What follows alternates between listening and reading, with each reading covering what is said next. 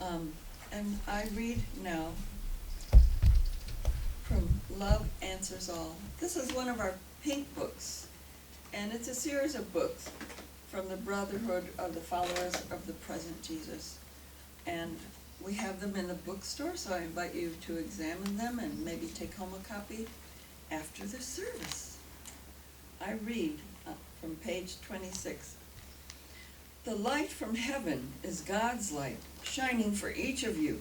The light of the world is a light from heaven and from yourself, which extends to all mankind. Light is a beam of knowledge, which illuminates the minds of men and women everywhere. This knowledge is part of a great spiritual awakening. Time for awakening is now. The people of the earth are ready for awakening. It is your purpose, our purpose, to spread knowledge through us and others like us. Mankind everywhere is being uplifted. People everywhere are thirsty for knowledge. They await words of truth.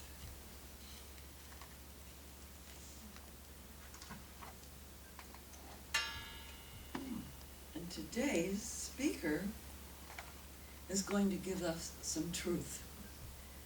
She is a teacher, a speaker.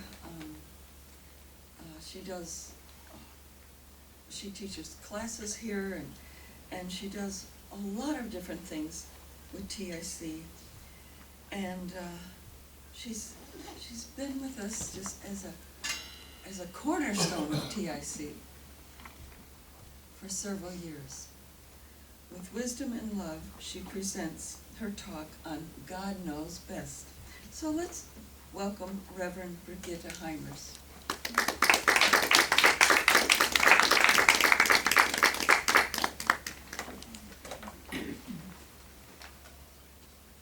Thank you, Elaine. Good morning. Good morning. Morning. I'm Reverend Dr. Brigitte Heimers, and I'm looking forward every Sunday because Sundays is a beautiful time. So my talk today is God Knows Best. For me, this title teaches me a little bit to mean our Christ self, or our I am self knows best. This is a self-value, and this self-value tells us something about the quality of daily living. The way we value ourselves is the way the world values us. It is therefore very important that our self-value includes a good self-image, which requires self-acceptance, self-esteem, self-worth, and above all, self-love. Self-love according to the Revealing Word, and this is the book by Charles Fillmore at Unity. This Revealing Word says, quote, "Care for one's own happiness and well-being. This care is entirely compatible with justice, generosity, and love for others." And that is in this book, Revealing Word, on page 177, if you wanted to look it up again. So how many here this morning are convinced that the answer is within? Almost everybody. That our Christ self, or I am self, knows best. How do we uncover this answer? Or any answer we need? Is it there all the time for us to tap into it? It is important that we always align ourselves with Spirit, because Spirit dwells deep within and brings forth for us any answer we need. And what kind of a life shall we want? Surely we desire a royal life, a creative life, a life from the inside out. Saint Augustine once said, and I quote, "Go not abroad, retire into yourself, for truth dwells in the inner man." End of quote. So our true self is the spirit within us, and the spirit within us is forever complete and perfect. So spirit cannot know any lack, limit, or disease. It is the conscious mind that places limits on us in accord with our education and environmental training. There's no limit to our supply. The limitation is in our ability to receive. Therefore, I suggest we want to broaden our conception of truth and enlarge our receiving powers by the use of affirmations, meditations, channeling. We learn trust just as we would learn anything else, by study and practice after we received our knowledge from within.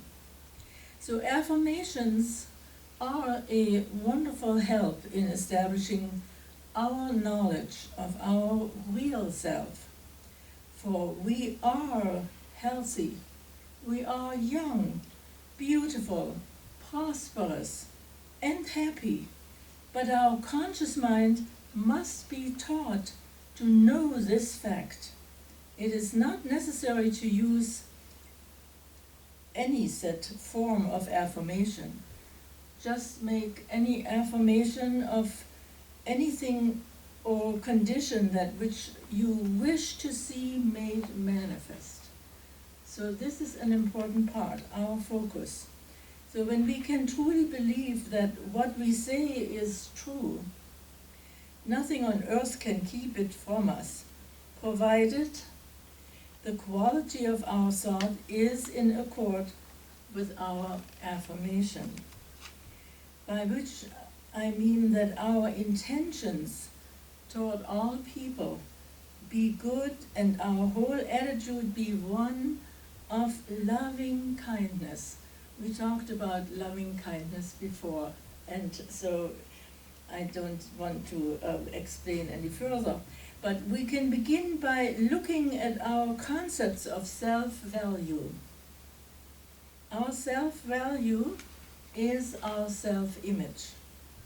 I would like to share with you some ideas which Dr. Maxwell Maltz illustrates in his book, Creative Living for Today. That's the title of his book, Creative Living for Today.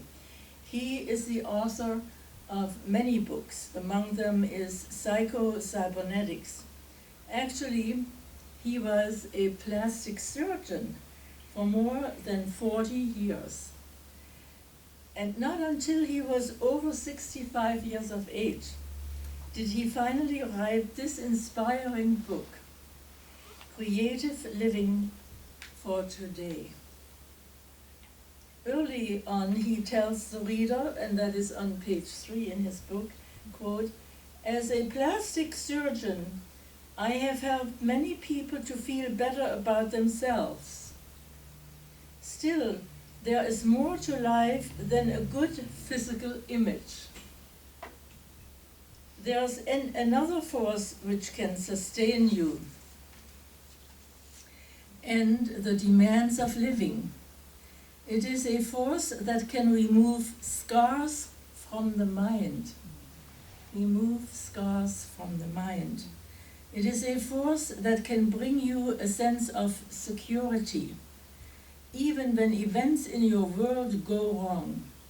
It is your self-image. In other words, it is our self-value." End of quote.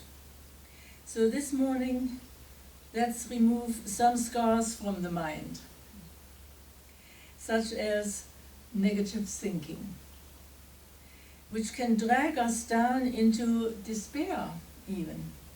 Worries will do the same.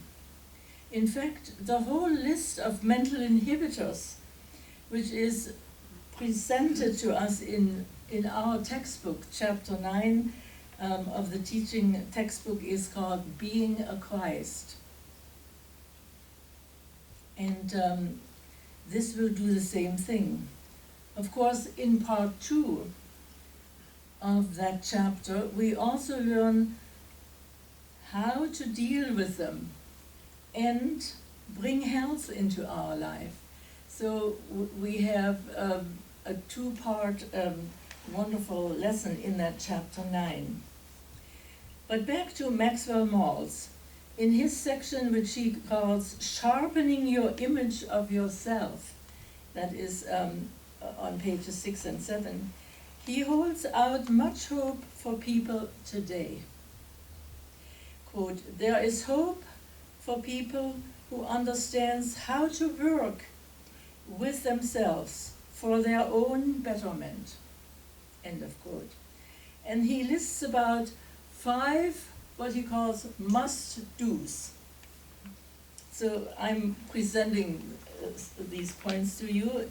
He says, for number 1, you must, to live creatively, redouble your efforts to support yourself, to give yourself credit for your accomplishments, your positive feelings, your positive actions, your life-building qualities. And number 2, you must also redouble your efforts to accept your shortcomings and to look humanely upon your blunders. In fact, here at the teaching, we learn in our various classes of the curriculum how to correct these things through scientific prayer treatment. That is, scientific prayer treatment is speaking the word for what we want to see in our lives. And the third point is, you must specifically examine yourself as you are, realistically, without falling prey to negative ideas which would shortchange your estimate of yourself. In other words, face every situation with honesty and know the truth of your being. And the fourth point is, if your self-image was never strong, you must work long and hard to strengthen it. If it was once strong but has deteriorated, you must eliminate self-destructive ideas from your mind and build it again, a logical continuation of what it used to be. You will encounter roadblocks, he says, from many sources, but you can overcome them if you adopt positive attitudes towards yourself, and if you see yourself as someone you like, as someone with whom you'd like to be friends. And the fifth point, he says, you must understand first the incredible power of your mind, for good or evil, he calls it. It is not easy to comprehend that in the world of skyscrapers, speeding through outer skyscrapers of atomic energy, and astronauts who are speeding through outer space, it is the simple concepts and images in your mind that can make you happy or can make you miserable. But this is so. Your thoughts, your concepts, your images, these are your most precious assets. And I have a quote from his page 10, quote, man's best friend, any man's best friend, is the self-image. And the self-value he or she bestows upon himself or herself. If he sees himself as a good guy or girl, he's on the road to contentment. If he doesn't, he will cause his own downfall, end of quote. Here are some more points to build our self-value, our self-image. Number one, productive work is one of the sure goods of life. When we work productively, we manifest more than money. We also manifest a sense of self-esteem for ourselves, a sense of accomplishment, of satisfaction. And point number two, our time is ours to enjoy, whether it is work or leisure time. We must learn to do one thing at a time, and to do it well before we take on another challenge. Has anybody experienced that? No. All different things come to your mind? So a good rule for both work and leisure time is to set a goal for ourselves each and every day. No matter how small that goal is in our estimate. No goal is too small. Only one's thinking about the goal is small. And we must never withdraw from life or get discouraged not having reached our goal. And that is also an important part. So he talks about our success mechanisms according to him, and that is on his page 72, 74. And I will go through these success mechanisms. So the S from success is a sense of direction, he calls it. Set goals which make sense to you, not goals that somebody else is telling you. So this is an important part. For the you, he labels it understanding. Many of our goals will center around other people, and we understand how they think, what they want, how we interact with them. We must be able to communicate with them and to understand the communication they send out to us. The C from that word success, the first C he labels clarity. Compassionate attitudes toward other people, and most important, toward oneself, are necessary because in understanding people, one becomes conscious of the many frailties which are basic to human nature. And the second C he calls courage. When we have the courage to take action, then our goals in life are more than passing fancies. Then they mean something to us in our world. And the letter E from this word success, he calls it esteem. We must appreciate our own worth as a human being, and that of others as well. At the heart of our being must be our feeling that there is good in ourselves and in others, because we are spiritual beings. And the S he calls self-confidence. This is similar to, but different from esteem. Self-confidence is the product of successes. We have confidence in ourselves when we remember that we succeeded in the past. This is a good one to remember. We've succeeded in the past, and therefore we have the capacity to also succeed now and in the future. And it goes without saying that we all have failures in life as well as successes. But we can develop the self-confidence that triggers our success mechanism if we concentrate our thinking in our successes, seeing ourselves at our best time and again, not just one time, but all the time. And the other S from that word success, he calls it self-acceptance. You must not look to others for acceptance, he says. This is something you must give yourself. Very important. So our self-value includes humanity toward ourselves.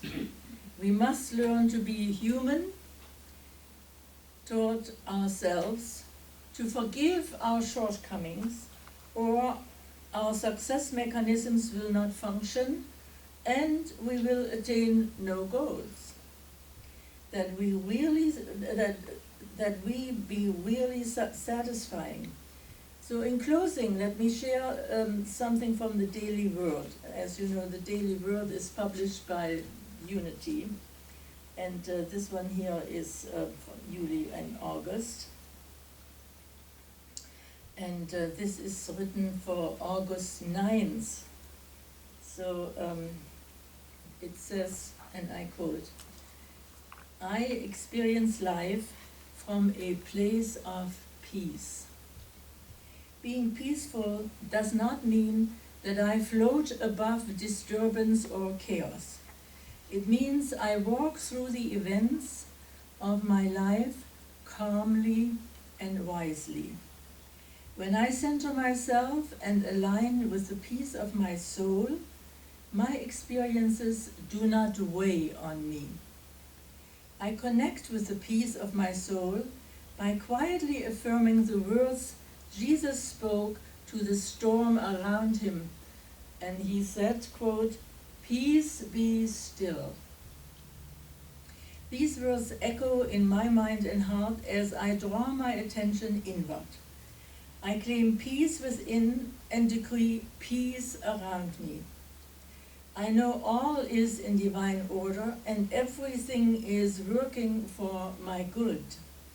Elevating myself to this spiritual vantage point, I experience life from a place of peace.